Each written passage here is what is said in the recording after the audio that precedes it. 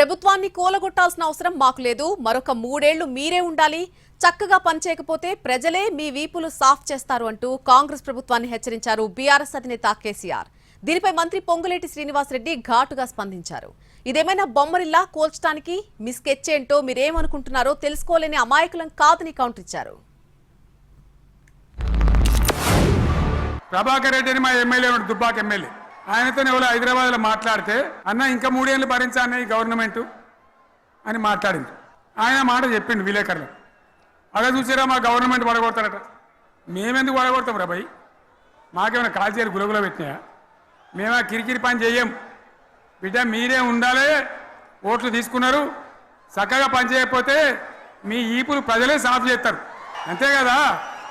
మేము పడగొట్టాం, మీ గవర్నమెంట్ పడగొట్టాం. ఎందుకంటే మీ సంగతి ఏందో మా సంగతి ఏందో ప్రజలకు పూర్తిగా అర్థం కావాలి. ఇంకొక మాట కూడా అన్నట్టున్నారు, ఏదో ఎమ్మెల్యే కొత్త ప్రభాకర్ రెడ్డి గారు ఏదో అన్నారు అని. ఎస్, ఏంటి నువ్వు పడగొడితే పడటానికి ఏమన్నా బొమ్మరిల్లా ఏందది? ఏంది నువ్వు పడగొట్టేది నేను పడేది? ఇది ప్రజలు ఎన్నుకున్న ప్రభుత్వం, ఇందిరమ్మ ప్రభుత్వం. ఏందో ఎవరో బిల్డర్స్ అన్నారట, డబ్బులు ఇస్తున్నారట.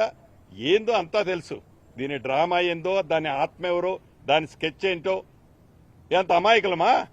ఏదో నీ దయాదాక్షిణ్యాల మీదనో మీ దీవెనలతోనో తెలంగాణ రాష్ట్రంలో ఇందిరమ్మ ప్రభుత్వం ఉందనేది ఆ కళ మర్చిపోయి ఊహాజనకంలో కూడా మళ్లీ నేను ముఖ్యమంత్రిని అవుతానని ఊహించుకుంటూ మభ్యపెడుతూ ప్రజలని మళ్లీ ఏదో రాంగ్ ట్రాక్ లో చేయాలని మీ తాపత్రయం చూస్తుంటే ఇవాళ మీ స్పీచ్లో మాకు చాలా స్పష్టంగా అర్థమైందని